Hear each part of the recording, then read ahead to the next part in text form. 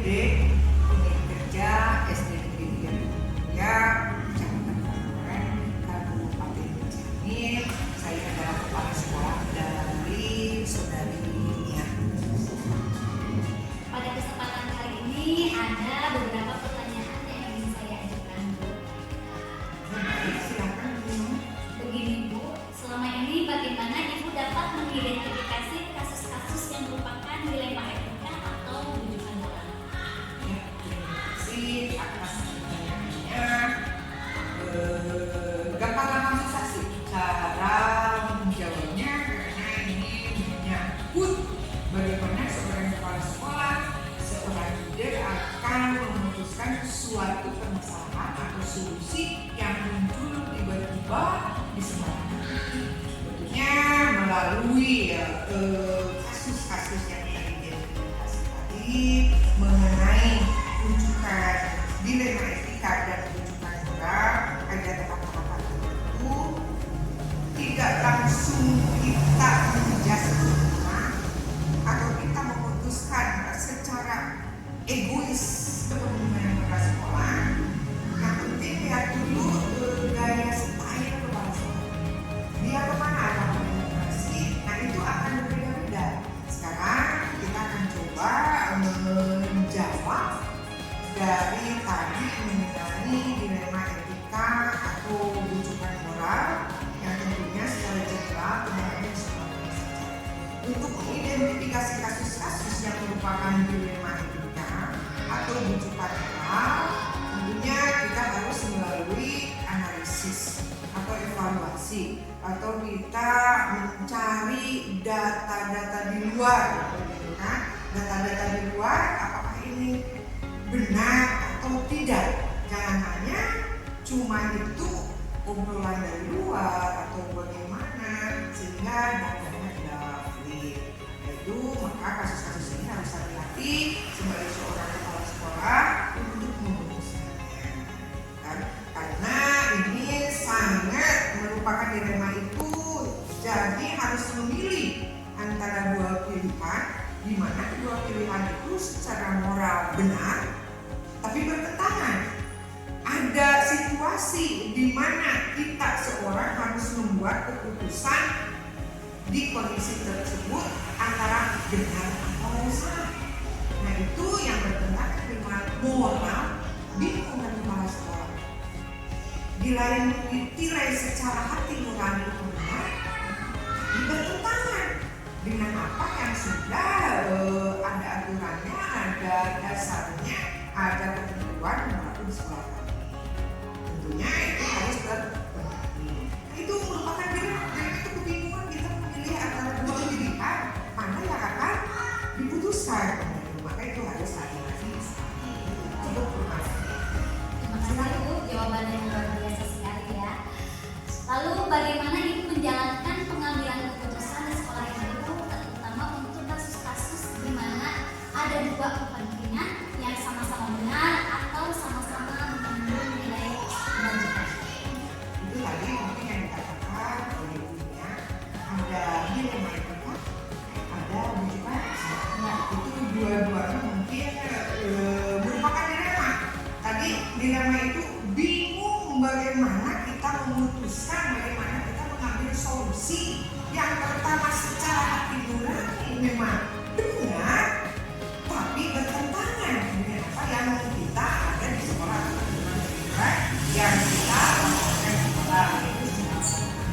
Terus yang tadi yang harus benar kita mengatakan, nah itu mungkin dari hukum.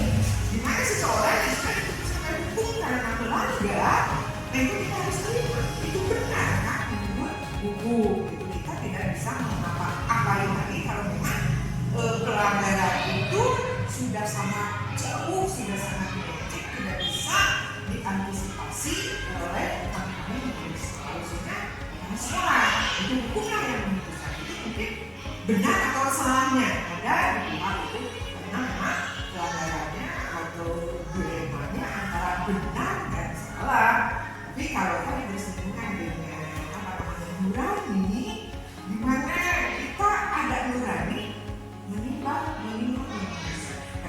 seorang leader itu tidak hanya memutuskan sebelah pihak, tapi harus diterima, harus menjadi perubahan bagi si objek yang kita akan adakan perubahannya.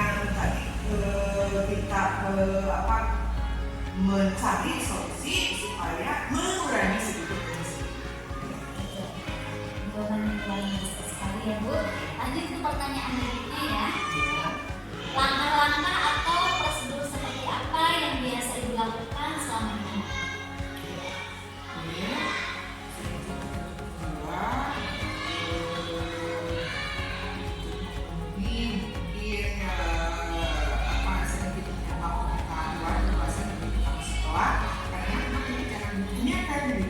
Merupakan suatu kebutuhan kepala sekolah, maka kita harus bertanya kemana kita harus mengambil solusi, dari mana peserta kita mengambil solusi, karena ini menyangkut antara menerima atau tidak, gitu kan? Yang biasa saya lakukan kami di sini adalah mengetahui penyebab permasalahan yang mungkin muncul pada orang tersebut, lalu membuka fakta-fakta apakah itu memang tidak bisa dibuktikan, jadi itu cuma dikatakan dari orang lain. Yang harus hati-hati karena mengidentifikasi mengumpulkan fakta bagi kita untuk memutuskan adalah salah satu nanti dianalisis dan kita mencari alternatif solusi penyelesaiannya yang menimbang dari berbagai sudut pandang juga mendapatkan nilai-nilai perubahan. Betul sekali ya Bu. Selanjutnya, hal-hal apa saja yang selama ini Ibu anggap efektif dalam pengambilan keputusan pada kasus-kasus dilema etika?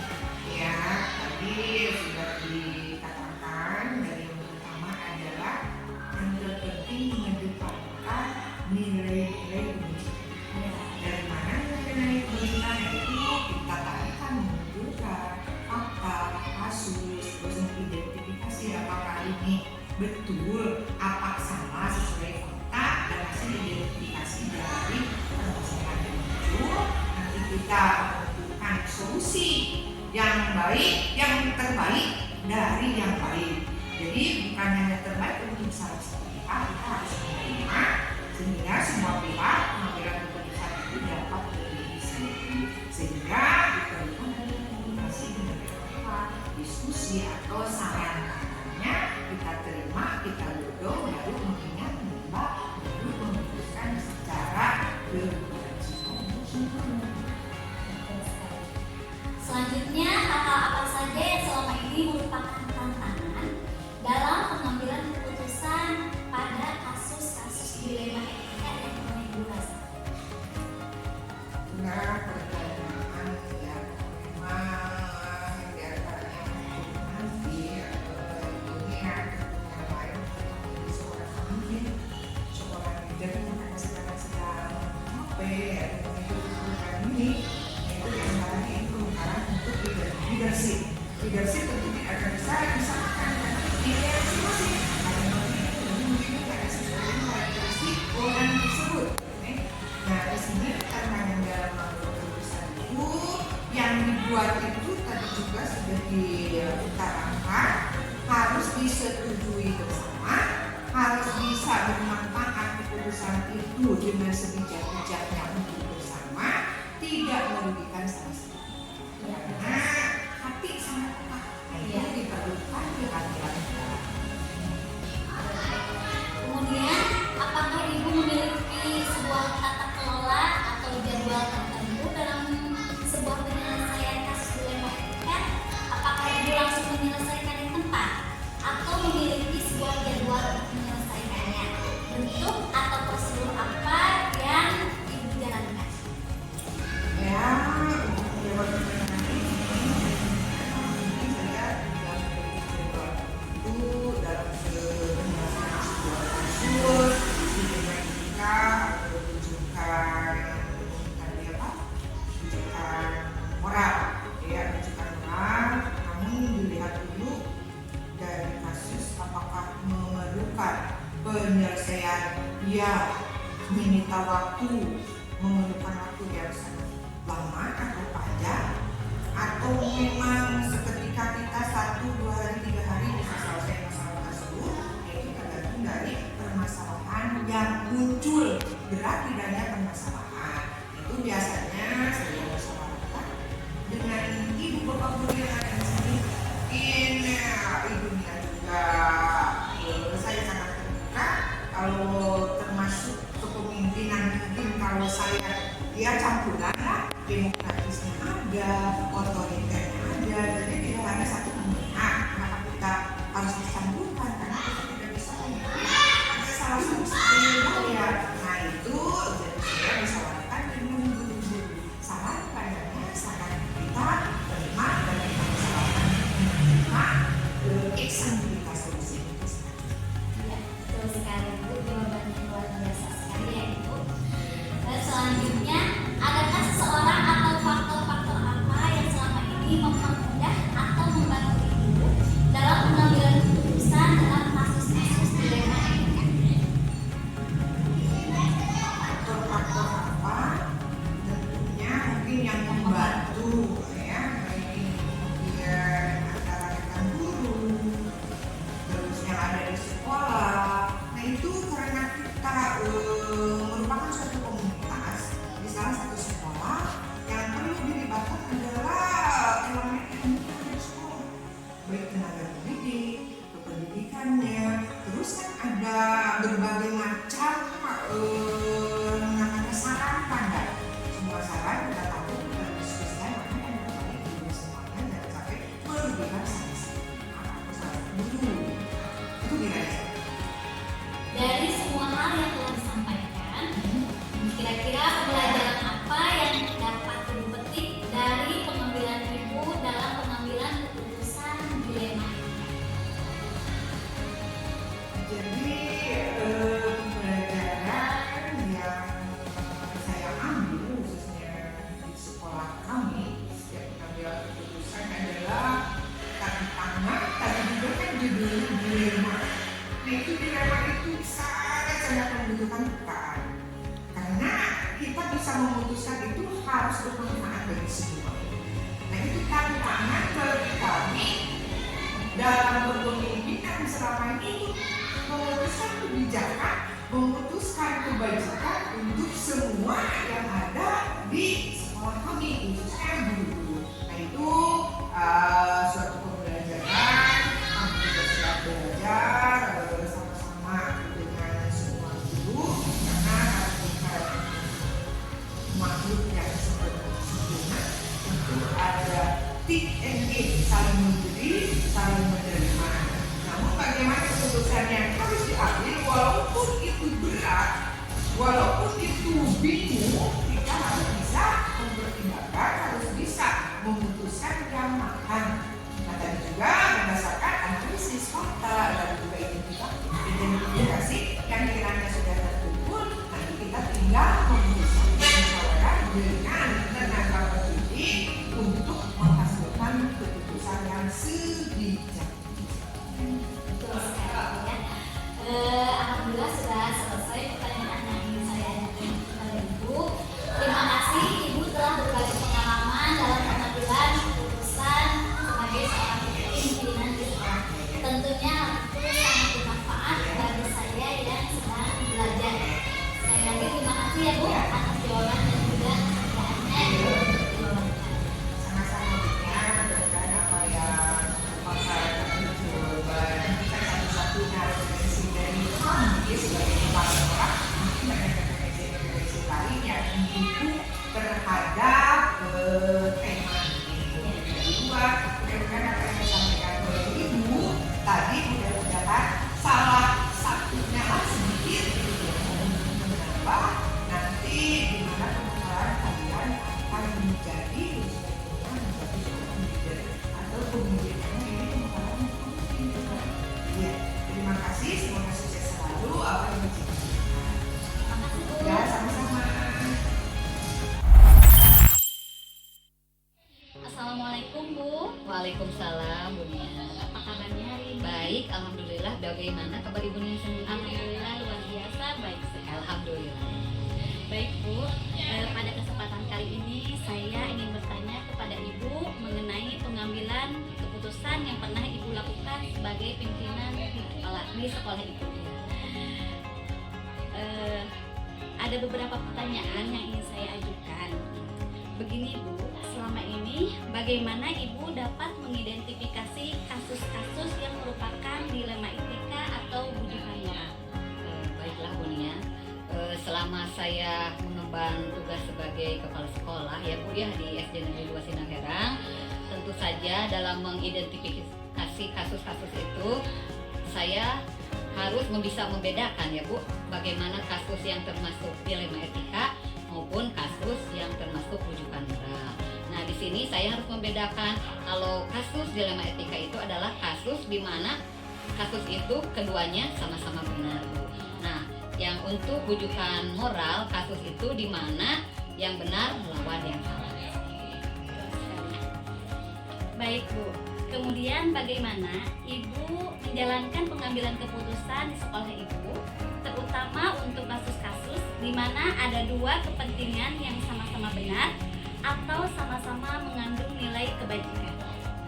Di sini Bu, dalam pengambilan keputusan tentunya untuk permasalahan itu saya harus mengetahui dulu ya Bu ya akar permasalahan dari permasalahan yang saya hadapi ya Bu ya. Saya itu harus bisa mengenali dulu permasalahannya. Kemudian apakah permasalahan itu kepentingannya seperti bagaimana, mengumpulkan faktanya Bu ya. Tentunya saya itu harus tahu mengidentifikasi apakah permasalahan itu permasalahan yang dilema etika ataupun rujukan moral. Nah, di sini saya tentunya harus bermusyawarah dengan rekan guru di sekolah untuk pengambilan keputusan.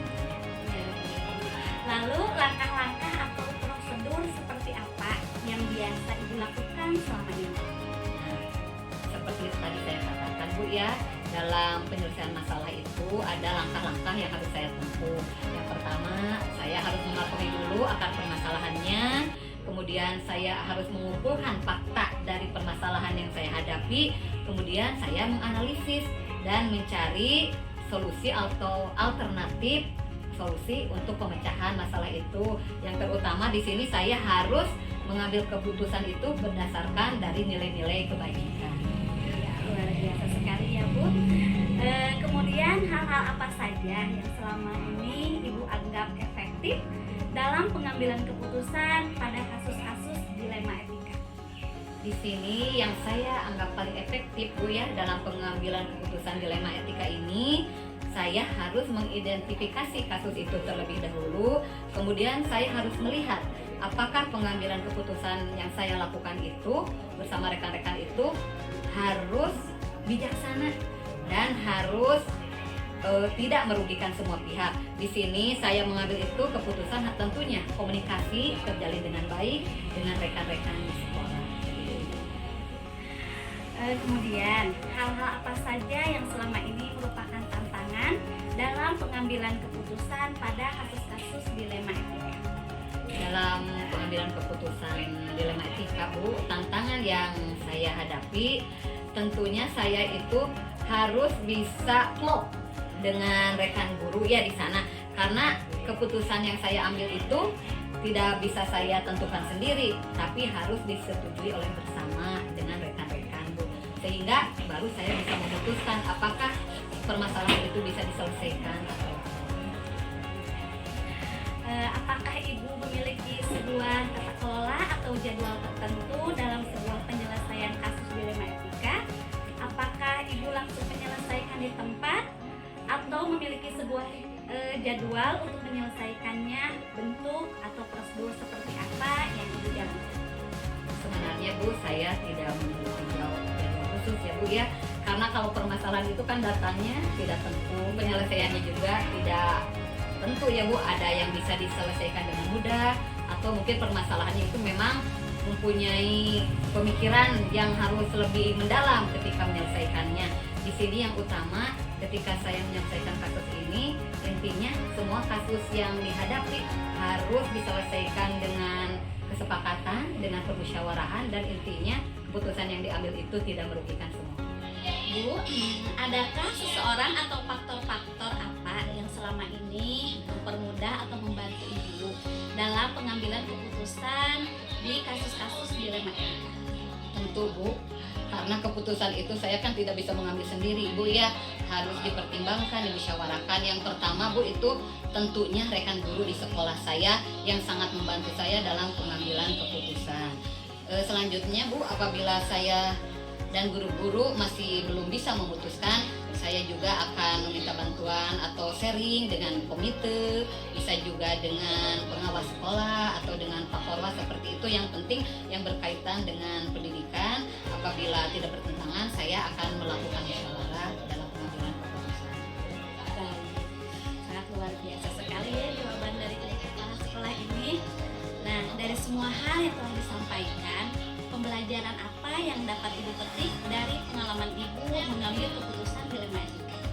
Tentunya pelajaran yang sangat penting yang saya petik dari pembelajaran atau kasus dilema etika, ini suatu tantangan ya Bunia sebenarnya buat saya sebagai seorang pimpinan, di mana permasalahan itu sangat rumit. Yang saya hadapi kan tidak sedikit ya, tidak satu atau dua permasalahan, tapi banyak yang dihadapi. Tapi saya harus coba untuk menyelesaikan. Intinya setiap tantangan atau permasalahan yang saya hadapi itu, saya berpikir untuk bisa mengambil keputusan itu dengan bijaksana, tidak merugikan pihak manapun, dan keputusan yang diambil itu adalah keputusan yang terbaik buat semuanya.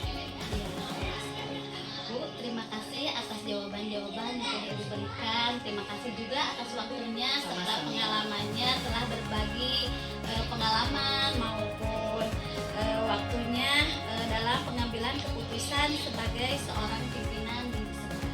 Sama-sama Ibu Nia, saya juga di sini sama ya, masih tahap belajar, karena kita itu tidak akan pernah berhenti untuk belajar.